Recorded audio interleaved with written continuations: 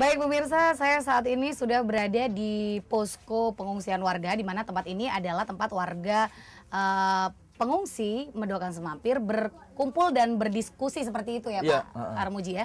Baik, dan di sini sudah ada salah seorang dari warga pengungsi tersebut. Pemirsa, kita berkenalan dulu dengan Ibu Saryani, bisa disebut Bu Mul. Bu Mul. Bu Mul apa Ibu Saryani nih Bu? Enaknya? Ya terserah. Baik. Oke, Bu Mul, ini sudah berapa lama sih sebenarnya menempati lahan ini, Bu? Saya kurang lebih 10 tahun di sini. Sudah kurang lebih 10 tahun, Iya. Bu, ya? Sehari-hari kira-kira pekerjaan? Saya jualan kopi sama toko kecil-kecilan. Baik, kelontong seperti itu ya, Bu ya. Baik. Lalu untuk mayoritas warga ini bekerja sebagai apa, Ibu? Bangunan, Mbak. Bangunan. Iya. Ya? Baik. Lalu saat ini kurang lebih ada berapa banyak warga yang bertahan di tenda, Bu? Warga yang bertahan di tenda ada 60-an. 60-an Iya. Bu ya. Baik. Sepengetahuan Ibu sendiri, tanah yang digunakan untuk membangun rumah ini sebenarnya milik siapa, Bu? Tanah irigasi, Mbak, sepadan sungai. Baik. Ya, Tanah 50 meter dari bibir sungai. Untuk itu makanya jenengan punya keinginan untuk bisa membangun di situ ya, Bu ya. Karena menurut Ibu tidak ada yang memiliki gitu, Iya, tapi betul. tanah tersebut milik negara Iya. seperti itu ya, Bu ya. Baik. Nah, sebelum adanya penggusuran ini, pernahkah ada iming-iming sejumlah uang dari pihak-pihak pemohon eksekusi Ada. mungkin? Ada. Dari 5 juta sampai 30. Dari 5 juta sampai 30 juta. Iya. Baik. Lalu jenengan tidak menginginkan untuk mendapatkan uang tersebut? Tidak, Mbak, karena posisi saya kan saya menempati di lahannya irigasi, bukan lahan sengketanya Pak Yohanes itu tadi.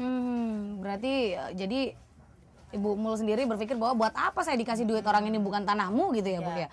Nah, Pak Armuji itu tadi kan Bu Mul sendiri sudah menyatakan bahwa ternyata beliau pernah diiming-imingi sejumlah uang dari penggugat seperti itu.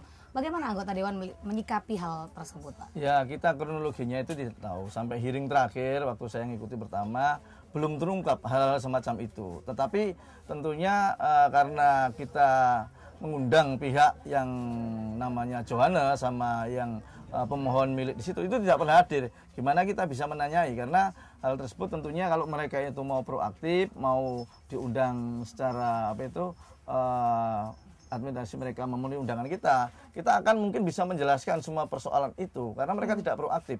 Mereka cuma bisa menggunakan suatu kekerasan, mereka juga menggunakan suatu pihak-pihak aparat, pihak-pihak preman, itu yang mereka lakukan, dan itu yang kita sesalkan. Artinya mereka sebagai orang Surabaya dan tentu ingin mendapati lahan tersebut untuk usaha mereka, tapi tadi sudah saya jelaskan di depan, maka mereka tidak akan bisa menggunakan lahan tersebut, karena ini adalah daerah konservasi, itu yang penting. Ya. Berarti anggota dewan belum pernah tahu ya Pak ya tentang iming-iming sejumlah uang kepada Kita warga? belum pernah tahu, karena mereka diundang tidak pernah datang di kantor DPRD. Baik. Lalu kalau mereka tidak pernah datang di kantor DPRD, seperti apa ini Pak anggota dewan nantinya untuk menyikapi ini? Karena warga kan terus tertekan nih Pak, mereka berada di sini kan nggak nyaman. Ya tentunya mereka harus sadar bahwa mereka ikut memiliki lahan dengan menggunakan gugatan seperti itu, tapi mereka tidak bisa menggunakan lahan tersebut sesuai dengan keinginan mereka. Kalau mereka tidak mau mengikuti aturan-aturan, baik itu yang berlaku di pemerintah kota maupun berlaku di pemerintah provinsi. Nah, anggota dewan sendiri apakah sudah melihat secara langsung seperti itu Pak, ketika warga ini bersengketa dengan pihak penggugat? Ya, kita tahu. Jadi kalau kita cuma mengundang warga saja dengan pihak-pihak kelurahan dan kecamatan, itu artinya kan tidak ada suatu solusi di mana mereka yang tentunya mengklaim mempunyai lahan tersebut ini tidak hadir dalam suatu pertemuan-pertemuan. Baik. Bu Mul sendiri tahukah bahwa 2004 itu ada dinyatakan bahwa lahan milik Dinas PU ini dan pengairan, tapi ditolak warga? Iya, tahu. Tahu ya Bu ya? Iya. Lalu kenapa ditolak? Ya mungkin karena nanti ada patokan tanah irigasi, pemukiman tidak boleh mendirikan pemukiman di situ, Mbak. Warga takutnya seperti itu. Iya. Baik. Dari anggota dewan sendiri bagaimana Pak menyikapi? Ya gini, jadi kan kalau pemerintah provinsi dan irigasi seperti kayak lahan-lahan yang pernah kita pertahankan, pernah kita bela di Medokan, Semampir, di Beratang maupun di wilayah Saunggaling, Gunung Sari, itu justru mereka warga boleh menempati lahan di situ, tapi mereka menghadapkan rumah itu ke sungai. Artinya akses jalan inspeksi itu supaya tidak mepet dengan perumahan atau warga yang di sana itu dihadapkan ke sungai. Ya. Nah, tentunya sebenarnya ini sudah seperti itu. Warga menghadapkan rumah ini ke sungai, bukan membelakangi sungai. Nah, ini sesuai dengan tentunya ketentuan-ketentuan di provinsi seperti itu. Oke, baik. Dan Bu Mul sendiri sebelumnya apakah ada surat pemberitahuan Bu mengenai akan digusur seperti itu warga yang Ya berada pas tanggal 5-nya itu Mbak. Berarti sakjek-saknya gitu bahasa betul. Perancisnya ya Bu ya? Ya, Iya. kontak. Baik. Berarti Ibu sendiri juga tidak pernah tahu bahwa sebelum misalnya H-1 atau Enggak pernah Mbak, enggak pernah. tiba-tiba langsung Iya. digusur aja gitu Iya. ya Bu ya?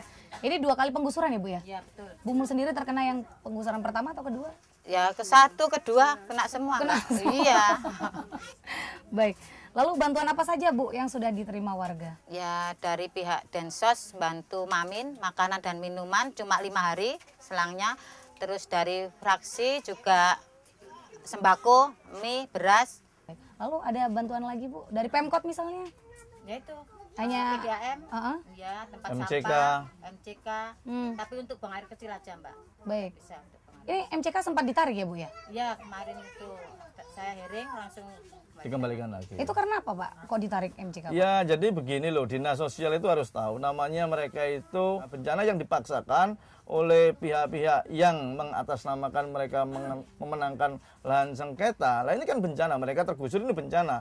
Jadi kalau bencana itu dikategorikan ada gunung meletus, ada banjir segala, ini termasuk bencana. Ini yang harus mereka pahami. Sekali lagi kita sarankan kepada dinas sosial, yaitu dalam hal ini pemerintah kota, jangan sampai menarik yaitu fasilitas yang sekarang ini ditempatkan di sini sebelum warga ini mempunyai tempat yang layak. Artinya apa yang dimohonkan warga yang tadi saya utarakan di depan adalah lahan BTKD di Keputih itulah yang nanti bisa digunakan sementara waktu. Jadi Baik. sekali lagi warga tidak akan memiliki lahan di sana Ya. sambil nunggu rusun selesai. Baik. Oke, pemirsa nanti akan kita lanjutkan berbincang-bincang bersama Bu Mul, salah seorang warga yang terkena dampak penggusuran di Medokan Semampir dan juga bersama Ketua DPRD Kota Surabaya, Pak Armuji. Jangan kemana-mana, tetap di Lobi Belajar Lebih Memahami.